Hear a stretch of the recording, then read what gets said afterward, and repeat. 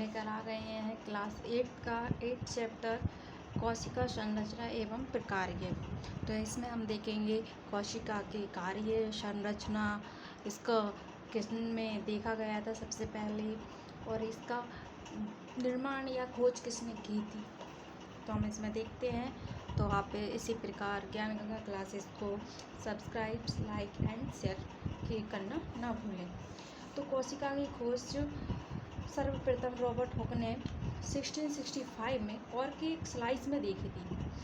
Cork एक पेड़ की छाल है, ठीक है दोस्तों। अपवर्तक यंत्र की सहायता से अध्ययन किया था। कॉर्क पेड़ की छाल का एक भाग है। उन्होंने कॉर्क की पतली स्लाइस ली, उसका सूक्ष्मदर्शी की सहायता से अध्ययन किया था। जो एक स्लाइस होती है वो हमें बिल्कुल एक मधुमक्खी के छत्ते जैसे दिखाई देती है। उसी को रॉबर्ट हुक ने स्लाइस नाम दिया था। उन्होंने देखा कि एक कोष्ठ अथवा एक दूसरे से दीवार से सटी हुई है। प्रत्येक कोष्ठ को उन्होंने कोशिका नाम दिया। हुक द्वारा देखा गया कि बक्शीनुमा संरचना वास्तव में कोशिकाएं ही थी। फिर अपन देखते हैं इसके आगे कि कोशिका एक जैसे भवन निर्माण के लिए हमें ईंटों की आवश्यकता होती है, उसी प्रकार सजीवों की मूलभूत इकाई या क्रियात्मक या संरचनात्मक इकाई क्या है? सेल है।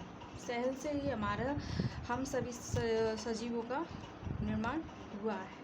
इसकी आकृति लगभग गोलाकार होती है। इसी प्रकार सजीव जगत के जीव एक दूसरे से भिन्न होते हुए भी कोशिकाओं के बने होते हैं। निर्जीव ईंट की अपेक्षा सजीवों की कोशिकाओं की संरचना अधिक जटिल होती है। निर्जीव ईंट की अपेक्षा सजीव कोशिका की संरचना अधिक जटिल होती है। इसका मतलब क्या है? क्योंकि ये बहुत ही वर्णन युक्त है। इसमें हम देखेंगे कि ईंट की दीवार कैसी है और प्याज की झिल्ली की दीवार देखेंगे तो इसमें देख पाएंगे कि हम इसकी जो ईंट जो है एक दूसरे से सटी हुई है, उसी प्रकार प्याज की जो झिल्ली है या दीवार है वो भी एक दूसरे से सटी हुई है। यहाँ पर आप देख सकेंगे कि यहाँ पर एक अमीबा, पैरामीशियम और पैरामीशियम की संरचना दी हुई है। अमीबा एक ऐसा जीव है जिसमें एक प्रकार के उत्पादक और भोजन एक ही सेल में होता है।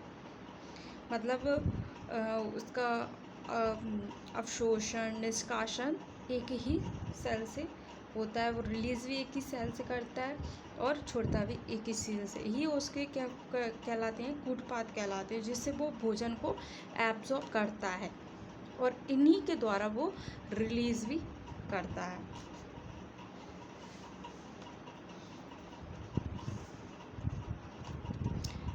कोशिकाओं की संख्या किसी लंबे वृक्ष अथवा हाथी जैसे विशाल जंतु के शरीर में पाई जाने वाली कोशिकाओं की संख्या का अनुमान लगा सकते हैं। यह संख्या अरबों खरबों में हो सकती है।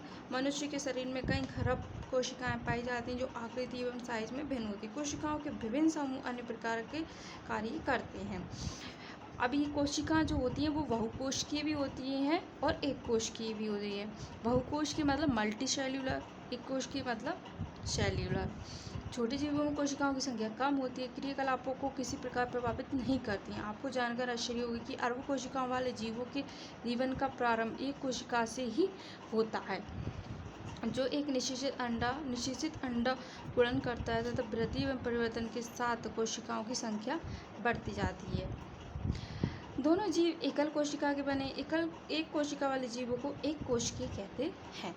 धन्यवाद। इसी प्रकार से हम और भी आगे इस कोशिका के चैप्टर को आगे बढ़ाएंगे। आप इसी प्रकार लगातार हमारे चैनल से जुड़े रहिए। Thank you.